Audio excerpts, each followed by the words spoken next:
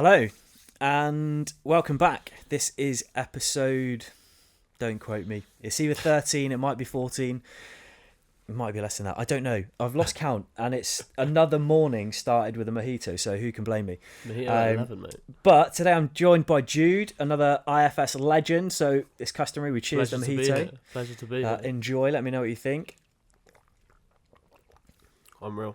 That's good. You know, I never actually think I've had a mojito before. Oh, another. I'm a cocktail virgin, proper. Wow, this is the second mojito virginity I've taken. Was it Jaden? It was, yeah. It's at Jaden's. That doesn't surprise me one bit.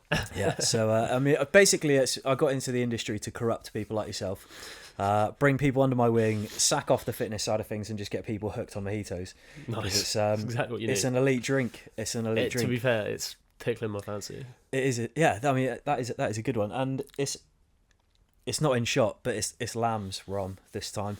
It's spiced. So Lamb's, if you're listening, we would love a sponsorship. That'd be great, because I'm going to run out of rum at some point, and as much as I can expense buying rum, it would be nice to get somebody to send it to me for free. So, offers on the table. Of course.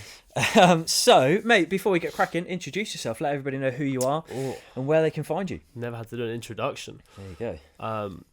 Jude Venn. Jude Venn Coaching on Instagram. I am a coach. I work with people struggling with body image, disordered eating behaviours, and like food, relationship to food stuff. And also get you jacked, obviously. Come on. That's essential. That's essential. There we go. But yeah, Jude Venn Coaching pretty much everywhere.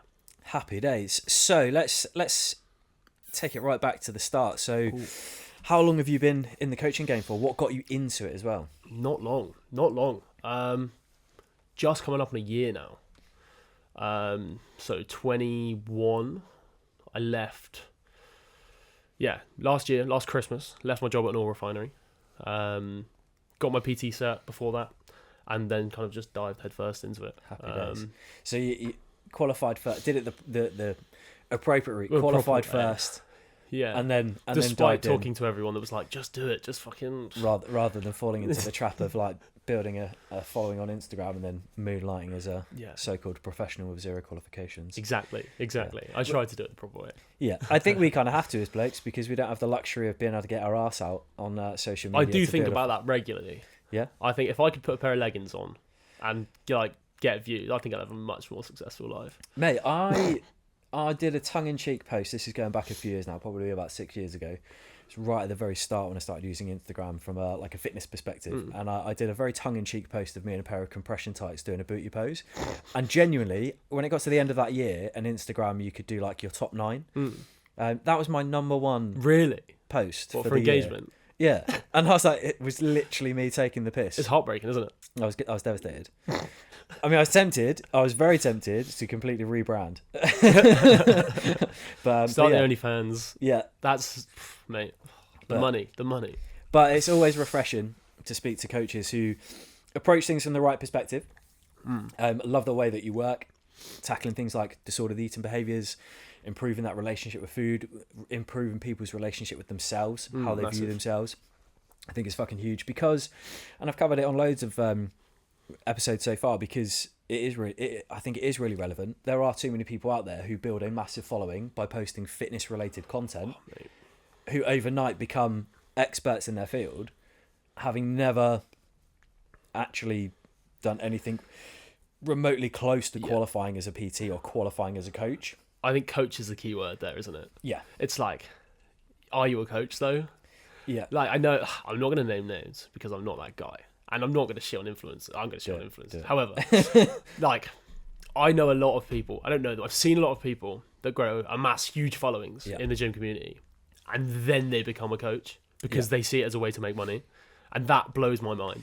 Yeah. That actually blows my mind. And don't get me wrong, I get it. If you love fitness, it's a lovely transition to make. If you absolutely fucking love it, particularly if you've got a great, compelling story yourself and you've been through your own challenges, your own battles, and come out the other side, helping people putting that into practice, I think is great, because you have empathy. The challenge that we have is there's a lot of people who don't have empathy with everyday people, because from minute one, from day dot, they've loved everything about fitness. Yeah. Since they were 17, they've been able to revolve their life around the gym. Yeah. And you lack empathy with those who aren't in that position, first and foremost. But the big problem that we have in the industry is that qualification and vocational knowledge, evidence, carry far less weight than follower count. Yeah. And you can grow a massive following from having a fitness page. You get picked up by a couple of big brands and you do a couple of paid posts and you skyrocket from, say, 10,000 followers to a few 100,000 followers. And then you slap coach in your thing and you're selling your booty guide or whatever it is. And you see these coaches in inverted commas blow up and sell out their programs overnight. Their PDF programs. And you sit there and you think, what's your qualification though? When did you qualify in this? Because last time I checked, you were working in admin in an office, and now all of a sudden you're a remote coach working in Bali because you've got a few 100,000 followers and they all pay 10 quid for your thing that worked only PDF. for you. Yeah. The way that you got your result for you and your life. Yeah. It's like, oh, actually, do you want to go glutes? Yeah, just train 6 times a week. Like, it's all you got to do. It's like, oh yeah, really? What about Sandra? What about single mum of 2? Yeah. Like 100%. Mental. That can't follow it and then thinks she's a piece of shit because she can't follow it. Yeah. And this is exactly why I wanted to get you on here, because I think there's a big gap. You referenced it yourself, and it's a phrase that I spoke about on the last episode with Lewis Potts. There's a big difference between a trainer and a coach. His whole thing is, instructor, coach. I think there was 4 different and I think things. Social media has blurred those lines. It's put us in a position where people who are effectively just trainers, they're just going to give you a program. They might give you a meal plan, but it's very prescriptive. It's do this, do this, do this, hopefully see this result. And if you don't, the fallback is normally on the individual. It's a you problem. Yeah, it's not this wasn't written for you and it doesn't account for your lifestyle and it doesn't adjust and adapt to what's going on in your surroundings environmentally. It's rigid, and if you can't stick to it, you're the issue. That's training. That's where personal training was when I was late teens, early 20s, and you get a PT and it's somebody to scream at you. I think push you to the point still where a lot of it is as well. Yeah, because I do it in person as well, and I still see a lot of that. Yeah, like it's a little bit mad. The training space is in a funny place because it's right teetering on the edge in terms of becoming full coaching, which I think it should be, and then you've still got that fully trainer old school approach. PT. Yeah, and again, there's always going to be a place for it, but I think the problem that you've got is, like we said, we've got people elevating their own stature because they've got a big following. That's credibility. And follow numbers, credibility. Yeah. Blue tick, credibility. Yeah. And that, like, the fact that is what, like, I know so many incredible coaches. Yeah. That don't have 1,000 followers. Yeah. Like, and then not many people are going to work with them because they go, oh, let's check this person out. And they're like, oh, but they don't have many followers. They must have been a good coach. That's mental. It's so mental. Insane. Not least because it's so not easy, but you can amass huge amounts of followers very, very quickly. Yeah. In terms of, I know for me, my first ever viral post got me 6,000 followers in the space of 48 hours. Same. On TikTok. I did a post where I slagged off Slimming World, quite rightly, because it's a piece of shit. And I just detailed why it was a piece of shit. And 5 minutes later, I've gone from 1,000 followers on TikTok to nearly 7,000. And I'm like, fuck. It's literally exactly the same here. This Christmas, the Christmas just gone. Yeah. I had 290 followers on the week before Christmas. And then New Year's Day, I had, 16, 17K. Yeah. Same person. Same you did information. a video on a shakshuka. Because I did a video on a shakshuka. Exactly. Video on a shakshuka, and then did a video on something else, like a jack chicken pesto meal thing. Yeah. They're 2 recipe videos.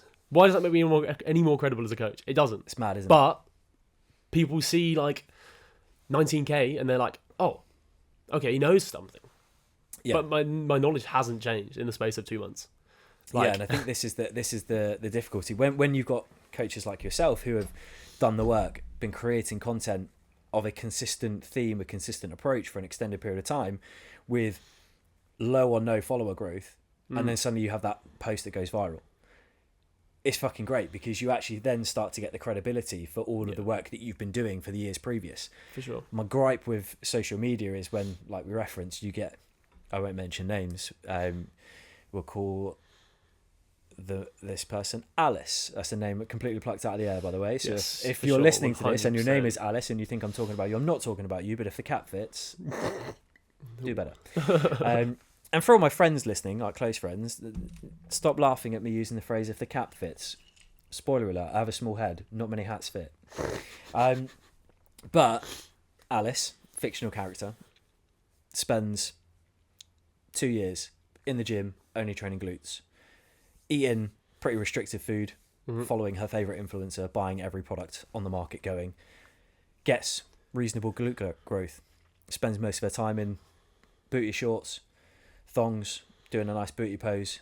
Every image is posed, every image is edited, filtered, and she gets thousands of comments. Yes, girl. Slay, girl. That Love emoji. that. Yeah. That one. That the one. nails. Yeah. Fire. Love that fit, girl. And you can see she's offering zero value here. Fuck all value. But she looks good. And before you know it, she's on 100,000 followers.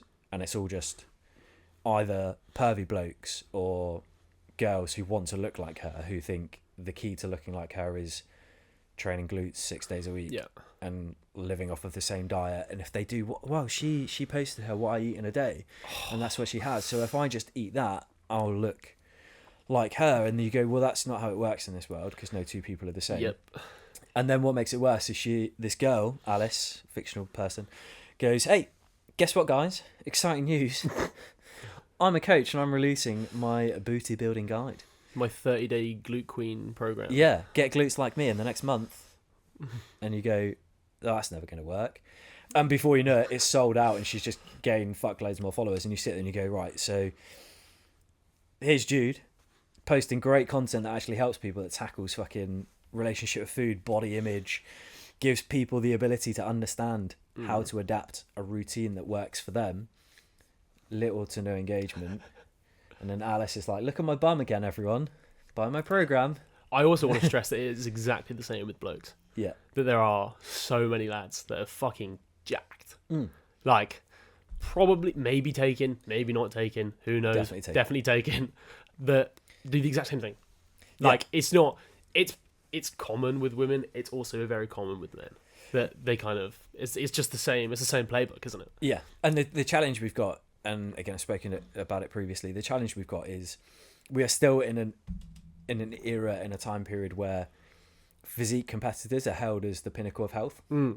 So if you're prepared unreal. It's so funny. If you're prepared to juice and adopt an eating disorder so that you can tan up to a very, very dangerous level of dark skinnedness that if you weren't on stage would be Tropic Thunder level. You can cause a lot of something you might have gotten away with 15 years ago, but now it's if you're prepared to do that so that you can get a couple of good photos, you can then sell your 12-week shred. What you don't ever tell the people on the 12-week shred is that during your 12-week shred you ran all manner of steroids and peptides and Clen and Tren and Test and 500 calories a day and ruined your relationship with your other half, food, and everything. self and food and fucked yourself for probably a matter of years, I'd say. Well, I did competition prep in 2019 through to 2020, and it obviously came to an end because of COVID, and I still have the worst body image issues. Relationship with food is much better, but my relationship with food whilst prepping was awful. It has to be. Just fucking horrendous. If I missed one meal, even though I knew I could bundle 2 meals together, if I missed one meal, I was a fucking cunt to be around. It was horrendous, and yet that gets glossed over because Steve, I call him Steve and Alice, dream team. Steve decided to, diet down, paint himself nearly black, bronze, step on stage in a tiny pair of pants so that other people who had previously painted themselves black whilst really lean in their tiny pants could say, hey, you're really lean. Can objectively judge him as well. Which is mad. Like, you never can. Not saying I ever could, but you never catch doing a bodybuilding show. Because, it undoes everything I've spent the last 4 years trying to fix. In myself, right? And other people. Like, just mad. Like it's the craziest thing ever, and fair play to anyone who does it, because I've tried it myself and it's fucking hard work, and I don't have a negative view of it because I didn't make it to the stage or because I didn't win a show, and I'm not like bitter. It actually fucked everything for me. So, you know, you learn by your own experiences, right? Sure.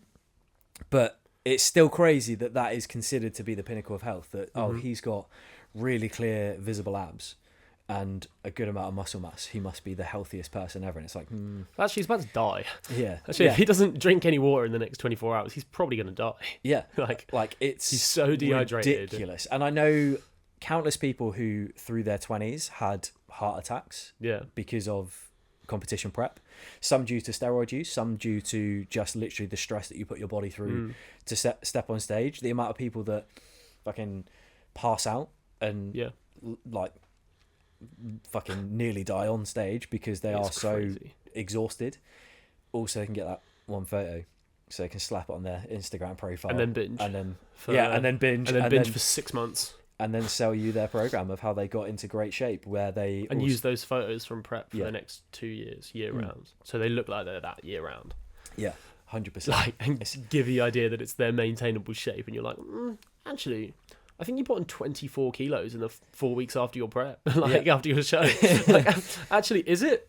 Yeah, and don't get me wrong, there are people who do physique competitions. They do them naturally and do it in a much more sustainable way, but they are the genetic freaks. They are the top 1% who are naturally lean all year round, carry a good amount of muscle mass, and don't really need to fucking try out these things. And they're the people that we also hate because we're jealous of them. Yeah, no, 100%. If it's the thing you enjoy, right? If it's actually the sport.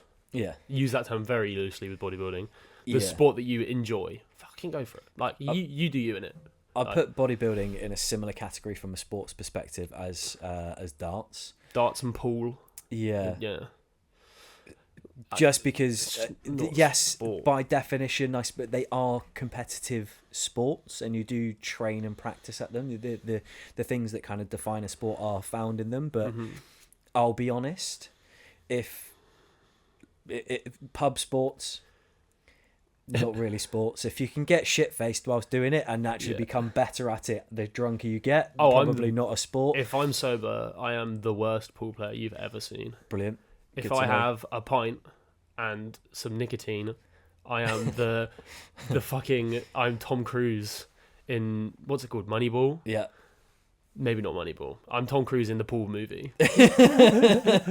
Yeah, it's mental. Same with darts. There's that point. I've always referenced it, that you get a certain amount of drinks in, and you go from being alright to being fucking shit hot. But you know you're also like maybe 1 or 2 drinks away from falling off the other side of the cliff and going like completely. It's a fine line to walk. It's a very fine line to walk. But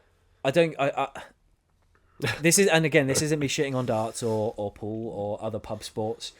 Or even bodybuilding, but I just struggle to see how you can consider them genuine sports when, pub sports, most people get better the more inebriated they get, and bodybuilding, people get better the more they juice. The more drugs they take. So, I feel like they're sort of, ethically... It's interesting. If my friends texted me, they're like, we're going to go play some sports this afternoon, and then I rocked up and it was bodybuilding. Yeah. I'd be really? Or same, pool. I'd be like, I wasn't really expecting this. Turn up in your trainers and your shorts and you're like, what are we playing? And they're like, darts. I'm like, good. Well, exactly. If anything, I'm overdressed. That's how I define a sport. Would I be upset if they invited me to play a sport and that was what I had to play? Yeah, 100%. In fact, I would go one step further with that, and I would say that for me, the definition of a sport is it on my list of things to do whilst drinking with friends? And if it's not on that list, I think it's, with the exception of bodybuilding, because that's probably not on my list of things to do whilst drinking with friends either. I don't judge. I don't judge. If you want to get in pants with your friends when you're drinking, that's up for you. That's up to you, bro. If the cat fits.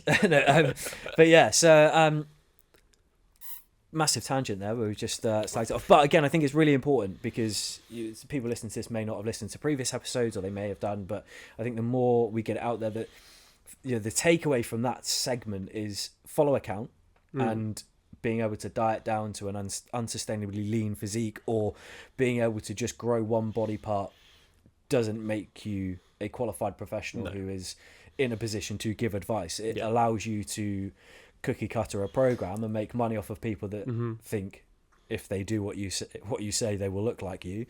But that only works if what you tell them to do is genuine and honest. Because if it's not, again, it just creates more of the issues that the industry has. I think most people that have gotten to a point like that also have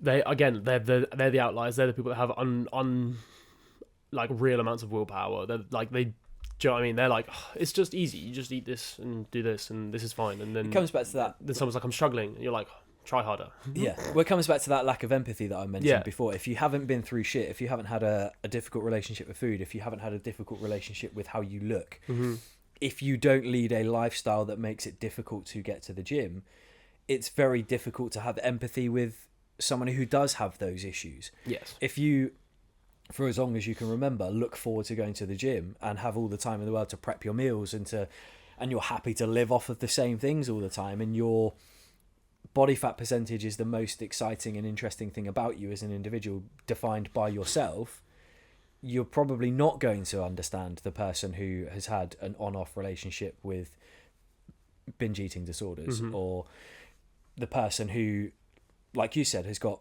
2 kids and perhaps has to work 2 jobs and is a single parent. You know, it's and again, I think this is the frustration. Everybody wants that quick fix. Everybody wants that. Well, just tell me what I need to do and I'll do it. And it's like, well, the trouble is, do you want me to just tell you what to do that would be optimum for what you're trying to achieve, but would also then conflict with everything else in your life? Yeah. Or do you want me to tell you what you should do for your situation? And that's the problem. You've got people that are positioning, just do this, to people that 100% cannot do that. It's a problem I find with it all is that it's not sexy, it's not new, it's not interesting. It's why a lot of videos that are spouting dangerous shit go quite viral, because it's exciting and it's sexy and it's like, oh, I can like if someone's like, oh, what are you doing to lose fat? Like, oh, what's your secret? You'd be like, oh, I don't eat carbs and I stop eating at this time of the day and I do this and that, and that's like, oh, that's exciting. It's a big change. People get really excited about big changes and big things.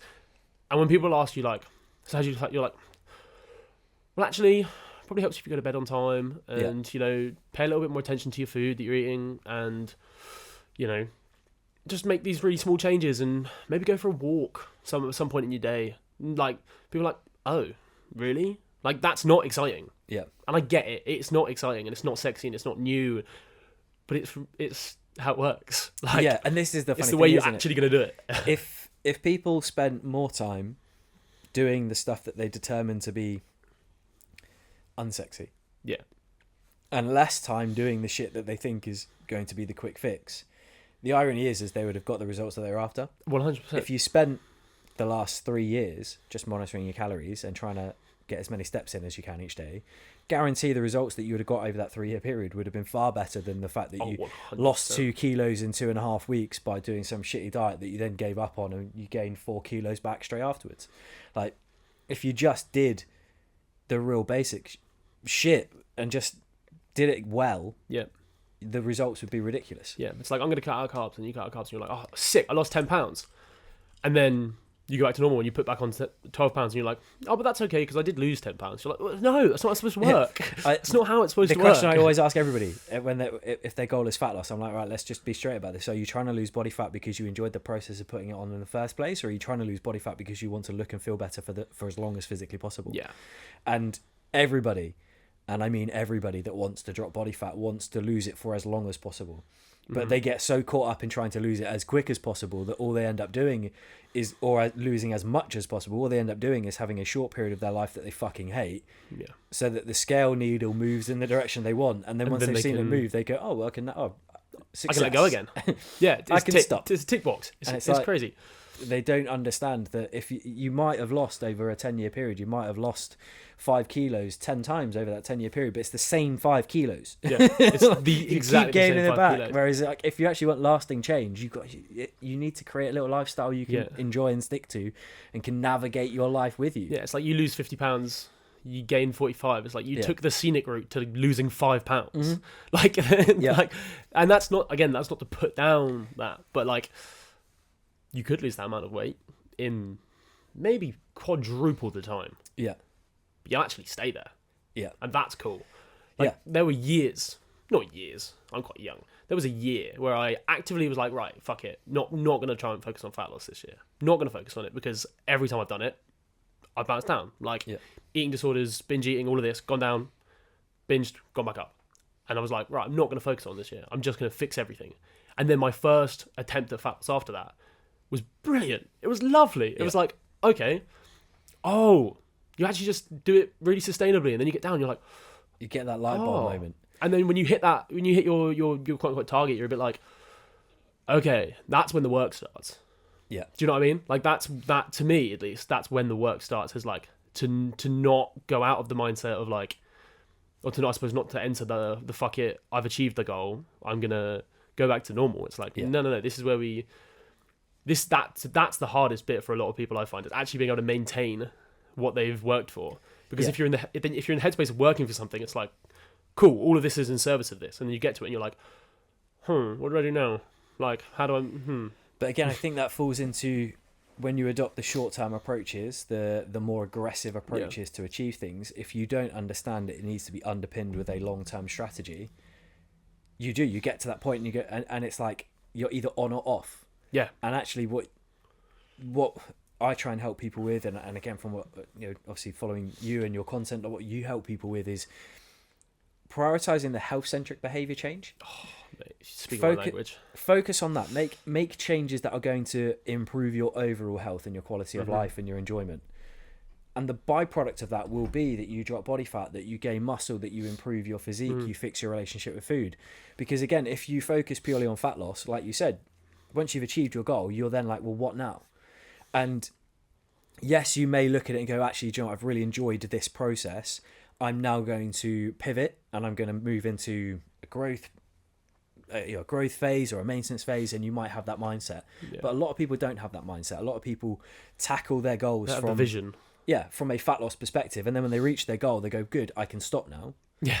And the reason why they think, good, I can stop now, is because they've made the life miserable to get to that point. Whereas if you focus on health-centric behaviours, your progress might be slightly slower. But if you enjoy the process, you don't get to your goal weight and go, brilliant, job done. Yeah. You just continually evolve. You're not on your hands and knees crawling towards the finish line. Yeah. You kind of walk over it and go, oh, is that?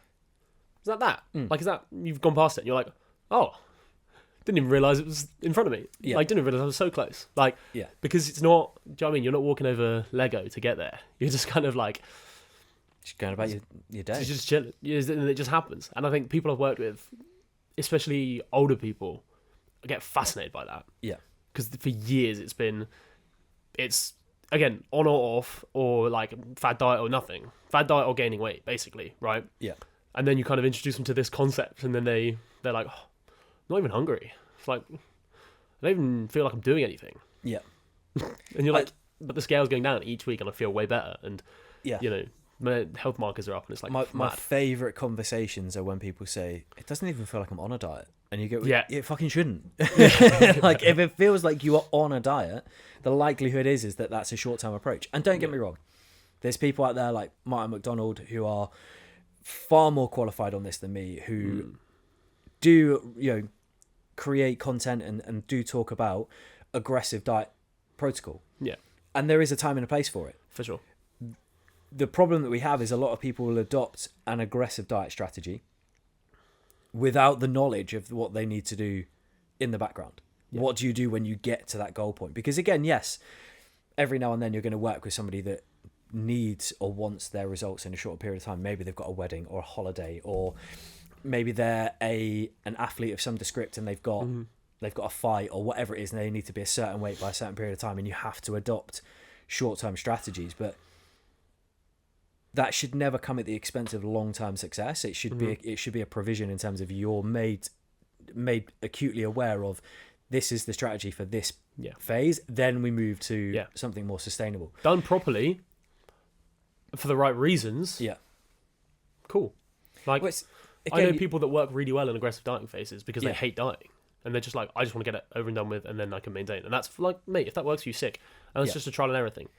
Like, 100%. Some people have the willpower for it. But again, it falls into the difficulty that we've got. Again, if you go down the route, if you are very overweight, obese, you go to your doctor for help with weight management.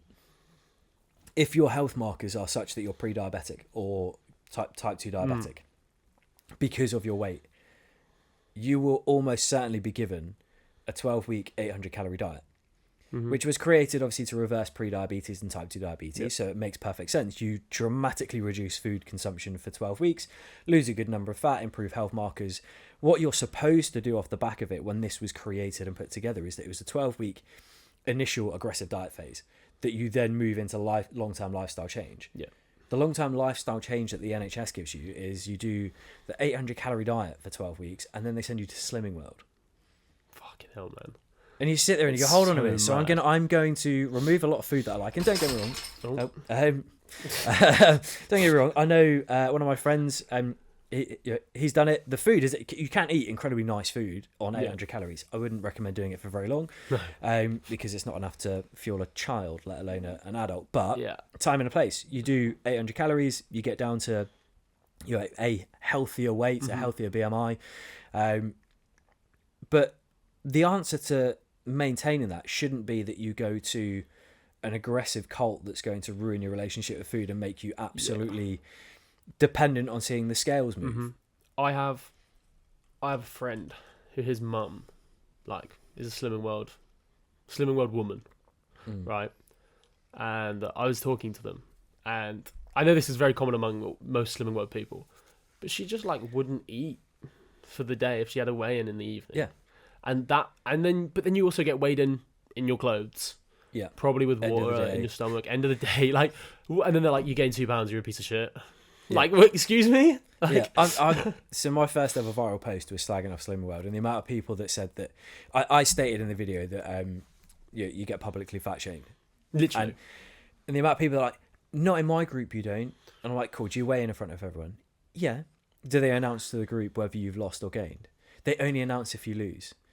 All right, so they're subtly fat shaming you, because if they only tell the group when you've lost, they that know means that if you've maintained or gained, they just don't say anything, which is just as bad as going fatty over a gained. That's what they may as well be doing. But how cool is maintaining weight? Yeah, you found the exact amount of energy that your body uses. Yeah, to me that's sick. It's great, but the other thing that makes me laugh about Slimming World is the majority of its members are women. Yep. And women have a much less even playing field than us blokes in terms of weight. Especially with weight. Yeah. Well, they have a 28-day cycle where their weight is going to fluctuate quite substantially depending on what week of that cycle. Anything up to about 5 kilos. Crazy. The weight can fluctuate by at the start of a period. Now imagine that you're a woman, you've had a really good week, you've been really strict with your your food intake, you've made your life pretty miserable in order to stay on plan, you've eaten your unlimited potatoes and pasta, but you've avoided all of your other stuff that's if you mash a banana it's sins. So you've been deep throating bananas, eating all the pasta that you can stomach and nothing else, and then you get to weigh-in day and you've come on your period and you've done incredible. You couldn't have done anything more. You've made your life fucking miserable, and you're like, better lose this week. And you step on scales, and thanks to Mother Nature, you've got a 2 kilo gain of water weight. That cunt at the front of the room, then, what are you going to do different next month? I don't know, not be a woman? What's the answer in that situation? They just don't fucking get it. But you try and have this conversation with anyone that's pro Slimming World, and no, it's not like that. Well, it is like that. I think something I do, obviously, with female clients is, instead of comparing week 1 to week 2, you compare week 1 to week 1 with another month, right? 100%. So you can take account for those fluctuations. And it's that's not a hard thing to do. Yeah. And the fact that Slimming World doesn't do that, even just emphasizes the fact of how unhelpful it even tries to be. Yeah. That's a simple change. It's right. You keep a logbook for 4 weeks. Yeah. And then that's not fucking hard. A lot of women do track their cycles anyway. Exactly. For everyone does a number of reasons. So you have that information. You have the ability to cross-reference. Where were you this time last cycle? Mm-hmm. But for me, it's right up there with the zealot cunts of the world that demonize cortisol and go, you shouldn't train. You shouldn't resistance train because it stresses the body. And if you release cortisol, you can't lose fat. Yeah. And you're like, Are you hearing yourself? It's like you shouldn't strength train because it increases your blood pressure and your heart rate. And you're like, that's kind of the fucking point, mate. Yeah. That's kind of acute response to exercise. That's kind of how it works. Yeah, it's like it baffles me that there are people that will. You shouldn't wake up either because it increases your cortisol. Yeah, just don't wake up in the morning. It's the easiest way, mate. It's the easiest way. Sleep forever. Sleep forever. But it's that classic. Like people will hone in on something and then they will magnify it and put it on this big pedestal like it's something really significant because it's sexy and exciting.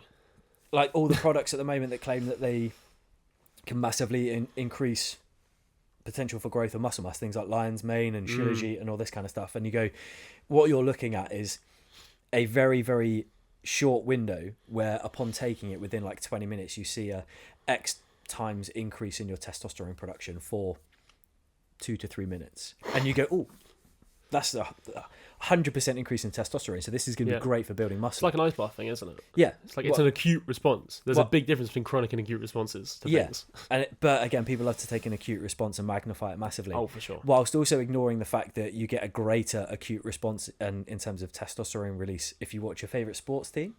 But there's no one, and I've looked for it because it would make a great video for me. Make it. I might have to. But there is nobody out there who is claiming the way to get jacked is to spend 4 hours a day just watching your favourite sports team.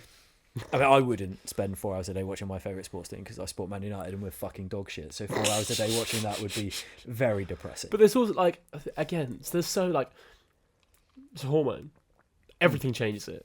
Like you watch a film you like, you watch a scary movie. Yeah, sick. You have a wank, your testosterone goes up. Like no one is selling. This is a secret supplement. This is just have a wank and you get massive. Like it's not the thing. And it's I see a lot of nature's GLP-1 agonist, nature's Ozempic. You're like what? Yeah. What? It's oh mate. But again, I think actually that raises a really really important topic. Is Ozempic. I haven't spoken about this yet on any of the episodes. I love speaking about it. And I think I've got two very polar stances on it in terms of if you are the person it was created for, i.e. morbidly obese, overweight, very bad relationship with food, really struggling to lose weight, taking something that is going to potentially reduce your appetite to buy you the time to do the work on your relationship with food. It's an incredible piece. Again, 800 calorie diet. If you are somebody who's got very bad health markers, you're pre-diabetic, and it's like if you don't fix something now, you're gonna die. This is going to be very bad for you. Yeah. Do you know what? It's a great tool to use as part of a wider approach. My issue is that everything's jumping on it. There's a million Ozempic type products that you can buy. There are people all over TikTok. This baffles me, by the way. I get followed by at least 4 pages a week of people selling Ozempic or steroids on TikTok. And it's like on TikTok shop. You're like, oh, so I can just buy trend? Sick. Yeah. And it's like, or if they're not on like the shop, they'll just have in their bio their mobile number, and it's just like their page is just full of vials of drugs. And it's like, it's absolutely mind-blowing. The amount of people that go, oh, do you know what? I've got a holiday coming up in a few weeks' time. I need to lose a couple of kilos. I'll just go on Ozempic. And it's like, that's not what it's for. It's not, no. Like, it's a very valuable tool as part of a whole toolkit. Yeah. For those who need it, who really struggle to buy a bit of time and a bit of space to do the work that's required. 100%. In my opinion, it's very similar to when people go onto medication for dealing with anxiety or depression. Yes. It's not designed to cure you. Yeah. It's designed to help create the space for you to do the work to cure yourself. This is exactly the conversation I've had with a lot of people now. I've had multiple conversations of people asking if I'm worried about it as a coach. Is it not going to take your job away? My stance is absolutely fucking not. If anything, it's going to make it more important. Yeah. Because it buys time for lifestyle intervention and these things. If you go on Ozempic and don't try and change anything about your life, just rely on the reduced hunger noise and the reduced hunger signaling, you're going to go off it and you'll go back to normal. Anything else. It doesn't actually guarantee any results because, again, people confuse calorie quantity with food volume. Yes. And you can eat a lot of calories. It's going to suppress your appetite. But let's be honest, if you don't make any changes to lifestyle or diet, i.e., yes, you're not as hungry, but when you eat, you still eat too many calories, it's not going to do anything. No. And it might quite aggressively reduce your appetite, but you're not going to be on it for forever. No. You're just not. You need the lifestyle intervention. Yeah. You need you know what I mean? You need to understand what's in your food. You need to understand the importance of, movement and actually integrating this into your life to a point where it doesn't feel like you have to kill yourself to achieve it. Yeah. And then when you come off, you're like, oh, so I've lost all this weight and my appetite's coming back, but now I know how to manage it properly. And I'm not, again, it buys you the time, right? And the other thing that you touched on that I've been asked about a few times now is, are you not worried about people abusing it? Does that not mean it should be banned? And I'm like, Xanax exists. Any drug that is produced, there's going to be people that abuse it. That's the nature of the game, I'm afraid. Yeah, people are going to use it that shouldn't be using it. That's the same with every single drug. There's people that take paracetamol for fun. Yeah. I used to sit in maths with a kid that used to snort paracetamol, at the back of the class. It's not. Do you know what I mean? Definitely not what paracetamol for. I don't know, but I haven't heard from him in a while. So not one of your friends that's at uni becoming a doctor then. I fucking hope not. I sincerely hope not. He's out in a field somewhere digging a hole with a stick. But yeah, again, my stance on that is, anything that gets produced is going to be abused in some way, shape or form. Case in point, you've only got to look at the majority of steroids that people take whilst prepping for shows, and a lot of those were created, and I'm trying to remember which one it was specifically, it might be Clen, was created, it's an age drug, but one of the side effects is that it enables rapid weight loss without losing muscle mass, because obviously one of the issues of the disease AIDS is it attacks your muscle. I think it is Clen. I think Clen is an AIDS drug. It's mad. And it's like, well, any drug can be misused. The issue is not so much that side of things. The issue is that people deliberately using it for the wrong reasons unknowingly. Yes. It's when people hear it, because it's reached peak fame. Celebrities have attributed popular weight loss to whichever one it is Ozempic or Mounjaro or any of them. You think a year ago it was like a whisper.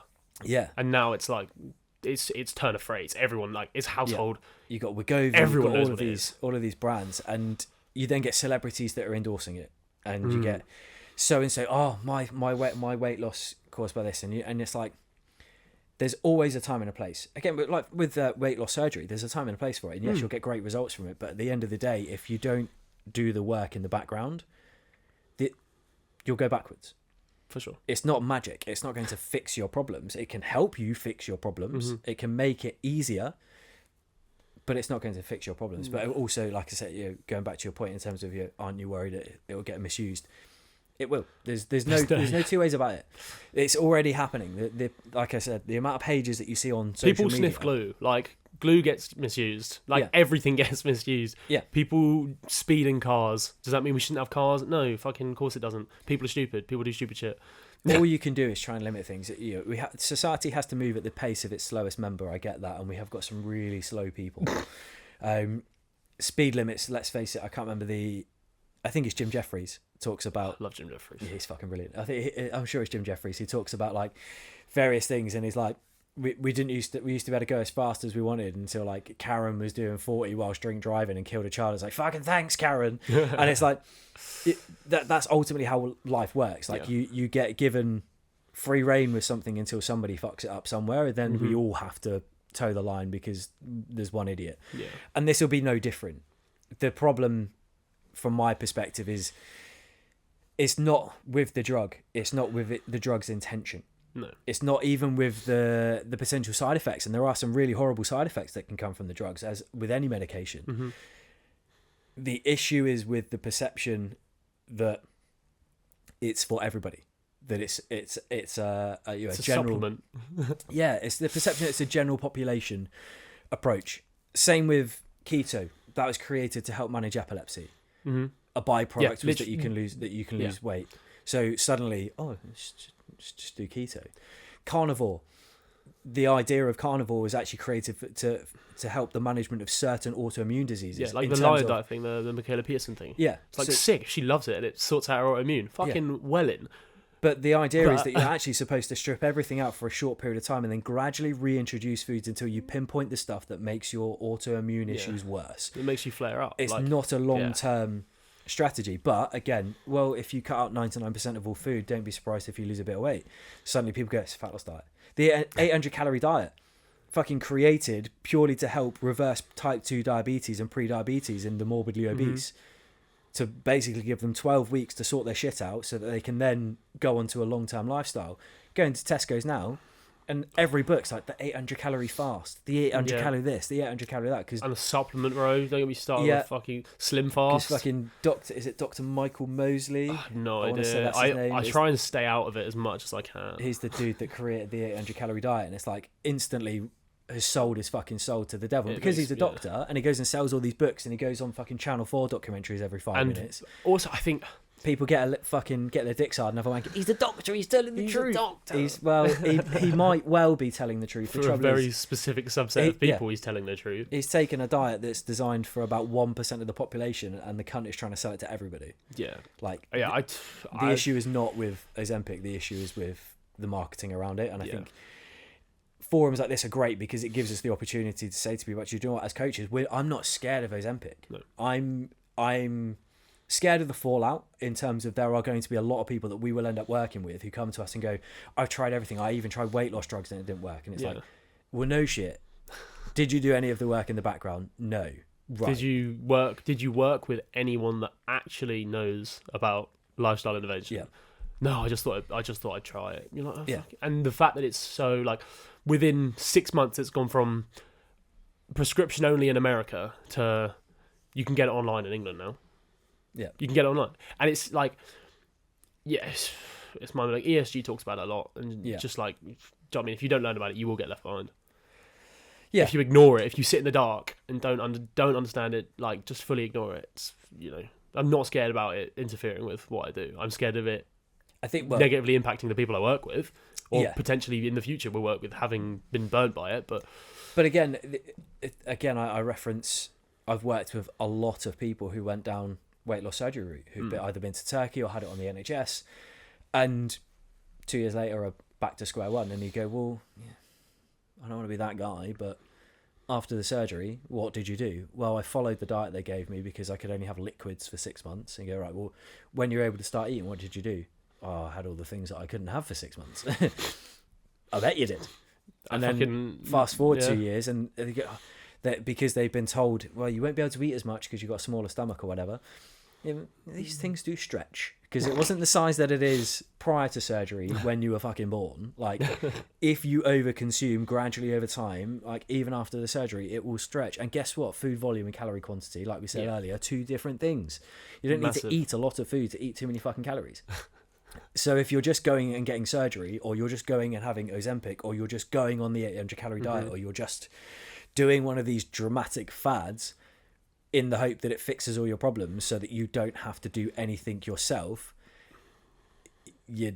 at the very best, you're going to get some short-term results, and they'll be very short-term. Nothing worth having ever comes easy. And like, if there's a shortcut, it's not a fucking shortcut. It's never going to be a shortcut. It's never going to be a short. Like, they just don't exist. The shortcut in regards to fat loss is knowing how many calories you should be eating for the amount that you move, gradually increasing the amount that you move whilst monitoring the amount of calories you eat. That's the shortcut. Yeah. It's as simple as that. But because it sounds really unsexy, because it's not sticking a needle in your ass or taking a supplement or doing a fucking cabbage soup diet or something fucking like literally moronic.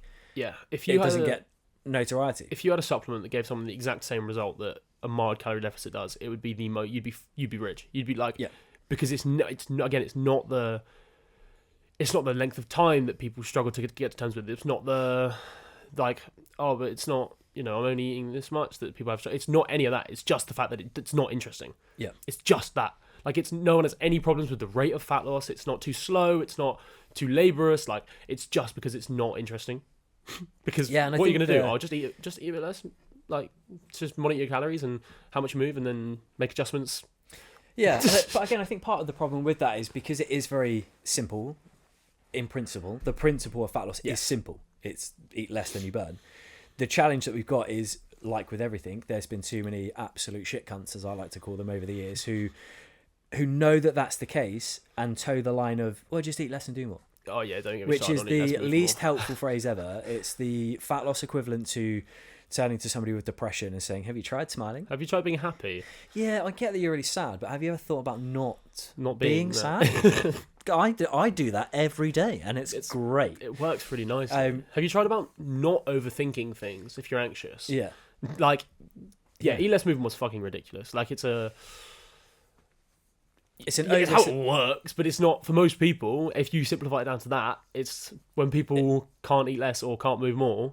Yeah. And struggle with it. They're like, but it's so easy. It's not easy. It's simple. It's not easy. Like, and that's the difficulty, isn't it? People take an oversimplification of a simple principle, and again, it comes back to that point. The majority of people that will say the phrase "eat less and move more" are people who have never struggled with their weight and therefore lack empathy. It's very easy for somebody who's never had issues with body image or their weight to look at somebody who is overweight and go, come on, mate. I don't eat that much, so why do you? And it's like, well, maybe because they've had a lifetime of shit happen to them. Yeah. And food is the only one constant that's never let them down. Yeah. Have you ever considered that? You absolute cunt. Well, I made a video on this maybe a week ago, and it was like things that will make your progress harder or slower, and reasons not to beat yourself up over it. And it was like, did you grow up in a household that doesn't necessarily have the best eating and movement behaviors, right? Yeah. Like, do you have a partner that doesn't have the same goals as you?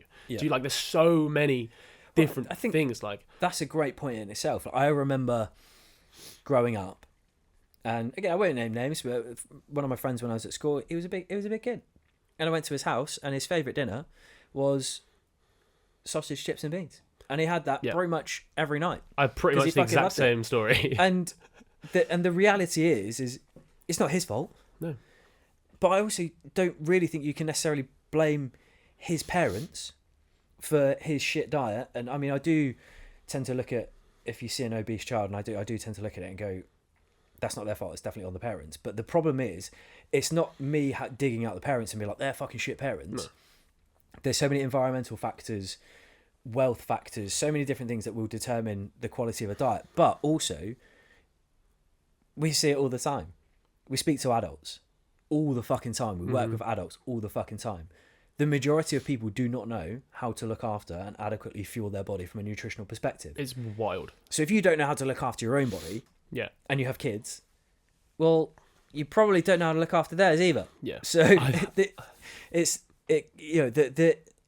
the fitness space is, I've said it so many times before on content and stuff, it's one of the only spaces that I can think of that isn't regulated, where when you turn to it for help, you are statistically more likely to end up in a worse situation than before you entered it. Every other industry is regulated and is designed to help. The fitness industry, the finance industry, for example. You need financial help, you can only go to people who are qualified and insured to give certain advice, and even then they can only give certain advice. They cannot tell you what to do, because if legal they say help, the wrong thing, like all of it, they end up in prison. Legal help. Get the wrong advice, end up in prison. Yeah. Like pretty much every industry, when you turn to it because you need to rely on it because it's outside of your scope of knowledge, it is regulated. Yeah. And if people give bad information, they get fucked over. I think.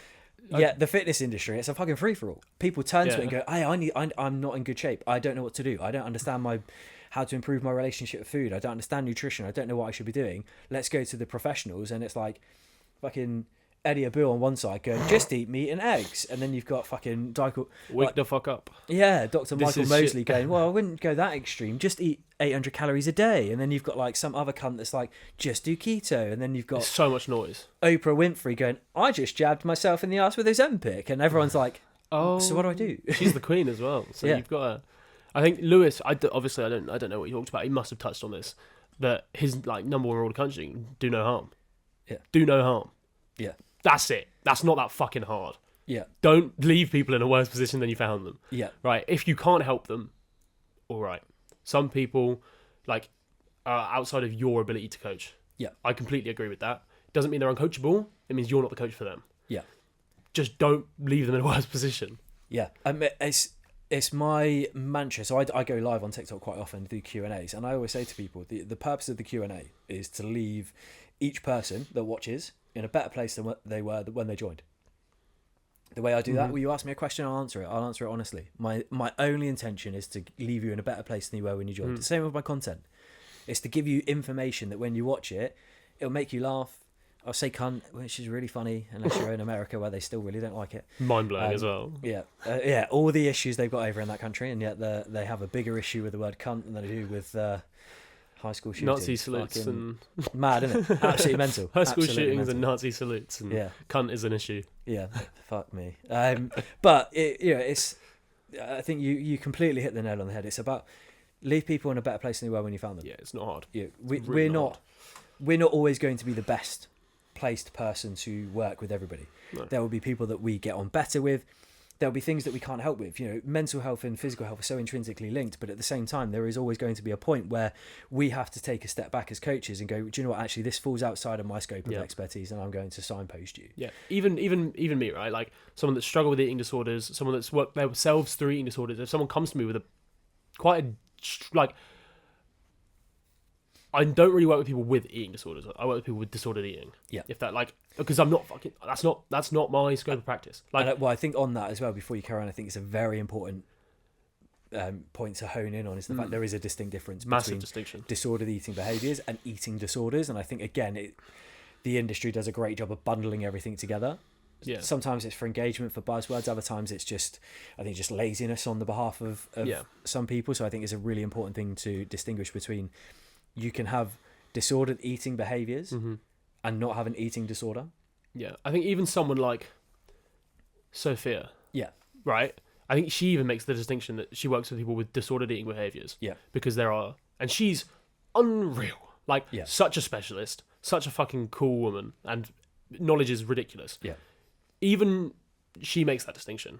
And I believe will refer people out. Yeah. Because that's not the job of a coach. No, absolutely not. And again, disordered eating behaviours is a behaviour pattern that can be coached and guided. Yes. An eating disorder is a symptom of mental illness. Yes. Or mental ill health, depending on the severity and the disorder itself. So there's a big difference. As a coach, I'm not going to attempt to help somebody who has mental ill health or a mental illness through nutrition coaching. Yes, I can still give guidance on things that they can do, and I can still help with certain thought processes and what have you. But I'm that's the job of a mental health specialist. Yeah, somebody who's got disordered eating, sweet, fill your boots. Let's dig into this. Let's unpack it. Let's work out what and why, and teach you ways to manage it and think differently and approach it differently. But I think it's so easy for people to bundle the two together. And again, I think there's a lot of so-called coaches out there who hang their hat on, I help people with eating disorders, and I'm like, it's you've got food guilt, that's an eating disorder. You're like, well, no, I don't think it is. I don't really think it is. Have you ever been hospitalised for food guilt? No. Yes. I felt so bad, so bad, I couldn't get out of bed. No, and that was it.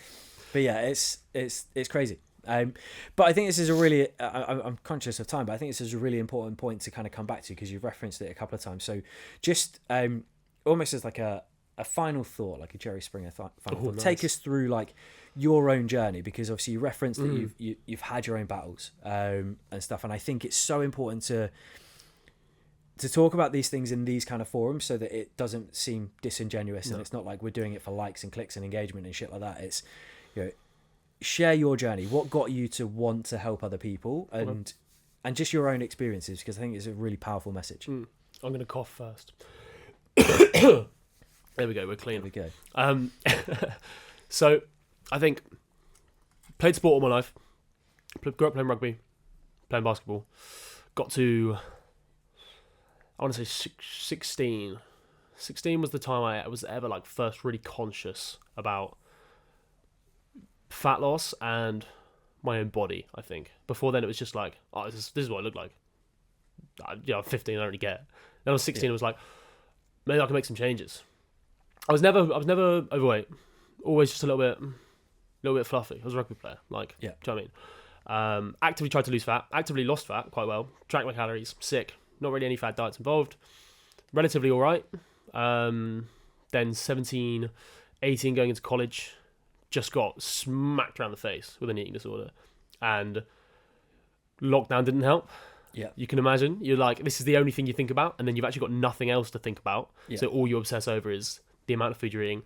I think, bear in mind, I'm 6'2", Right now I'm at 95, 96 kilos. At my lightest, I was 68, I think. Yeah. So I was a proper string bean of a person. Yeah. Like, didn't really exist. Not much of me left. And worked through that for years. Like, so that was 22 now. So yeah, 17, 18 was it at the worst, I think. And then never really had a structure to work through it. Never really had any idea. I think was in denial. I had one for quite a while as well because I'm a bloke. You don't really get an eating disorder. I can't get an eating disorder. I'm a guy. Which I think is why it's really important to have this conversation, because again, disordered eating affects lots of people. Yeah.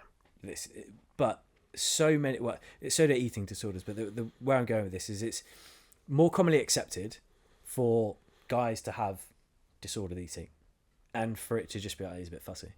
Yeah. And that's kind of it. So he just only eats chicken nuggets. That's just Jeff. Yeah. But the harsh reality is when you think of eating disorders, people tend to think of like the big two, anorexia, bulimia. I'm not aware of any real campaigns, any real content, any real information out there that doesn't portray those eating disorders and other eating disorders as affecting men. No. I'll be honest, I went to a doctor when I was about 17.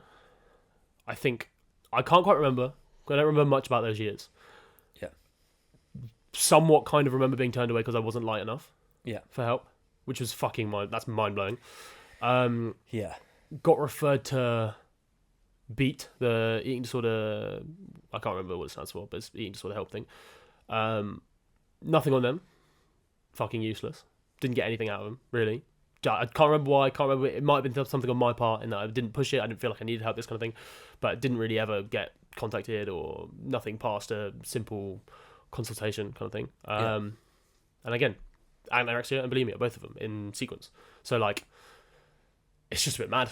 It's just a bit mad because again, people don't talk about it. I remember sitting in an assembly in year 11, I believe, about eating disorders with someone that had an eating disorder and sitting there going, oh, never going to be me. Like, I'm a guy. I'm a guy and I play sports. I'm never going to get an eating disorder. This is the thing though with mental illness is it doesn't discriminate. It can affect anyone at any time. And even if you've gone through the majority of your life and you've never ever suffered with any form of mental ill health or mental illness, you're not immune. No. It can affect anyone at any given time. And again, eating disorders, I think until very recently, almost haven't even been grouped with mental illness as a symptom of mental illness or a mental illness in their own right.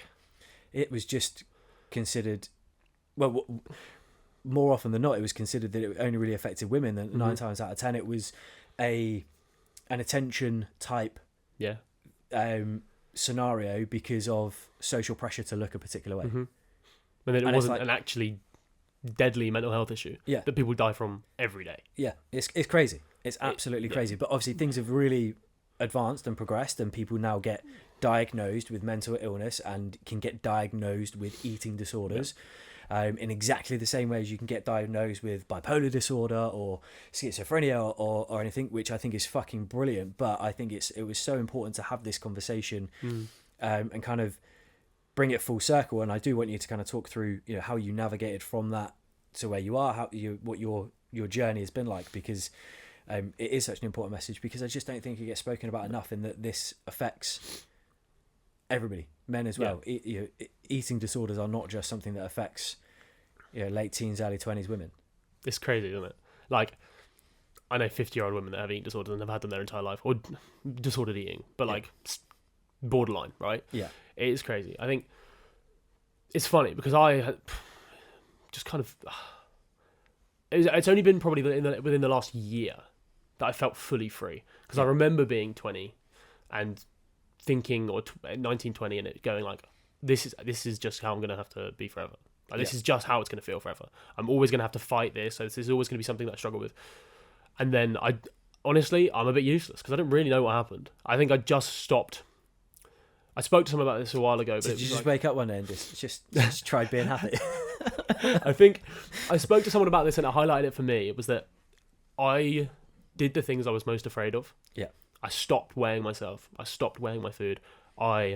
If I was afraid to eat that, I started eating that. If I was afraid to, just have a pint, I'd go and just have a pint. Do you know what I mean? Yeah. Everything that kind of was a big block for me, I kind of lent into. And that was only in retrospect I realised that I was doing that. Yeah. Kind of was like, and I think stopping the control, because it is a big control thing as well. It's like, and that's what lockdown emphasised, was like, I'm out of control of absolutely everything. What can I be in control of right now? That's what my food and my weight and what I do and what I eat, that kind of thing. So you kind of like, if you can relinquish that need for control and start to do the things that genuinely you're afraid of for a not valid reason. Yeah. Like, why are you afraid of not weighing your food? It's like, oh, because I don't want to get fat. You're like, oh, well, actually, maybe just don't weigh your food and figure it out. Like, if that's something you struggle with, are you going to be able to do it forever? No, probably not. It's so about don't. Trying to highlight the lack of rationale to it. When it's an irrational fear, even if you're aware that it's an irrational fear, sometimes you've got to challenge the fact that it is irrational to kind of get out. And a phrase that I learned really recently from watching Rob versus Ramesh, and this may sound like a weird tangent, but it was an episode, I've spoken about it before, they were training to become stunt people, and the lead stunt coordinator in Hollywood said everything that you desire lies on the other side of fear. And I think when we have those limiting beliefs and those irrational fears, which are so heavily negatively impacting our life, at some point, that turning point is challenging the fear. And this is the challenge with eating disorders and the fact that they're mental illness, is that it can be very difficult to get to a place where you feel capable of challenging it, even if you want to. For sure. With the exception of certain mental illnesses, the majority of people who are suffering with mental health or mental illness, very few people are in a position where they don't want to get better.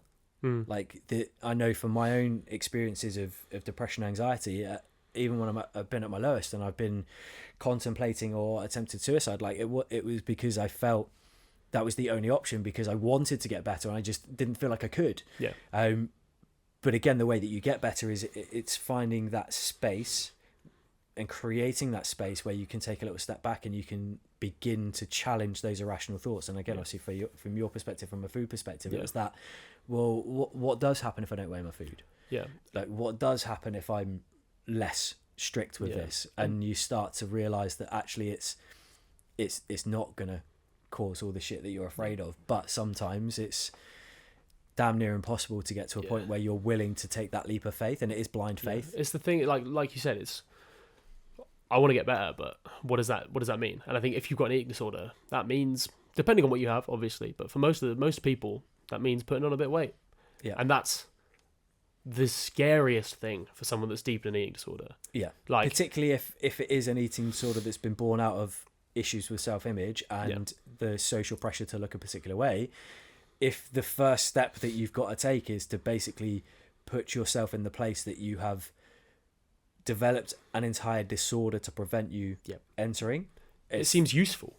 You almost don't want to let go of it.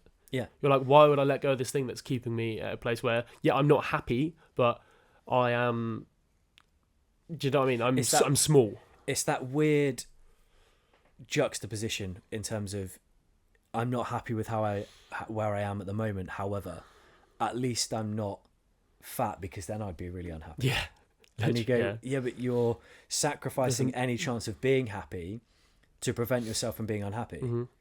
And the fear thing, I read something very similar a few days ago.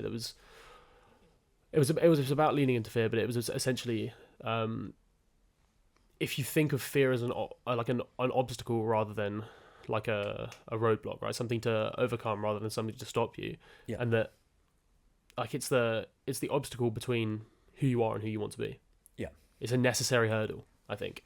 And like, if you feel fear about something, that probably means there's something to be explored there.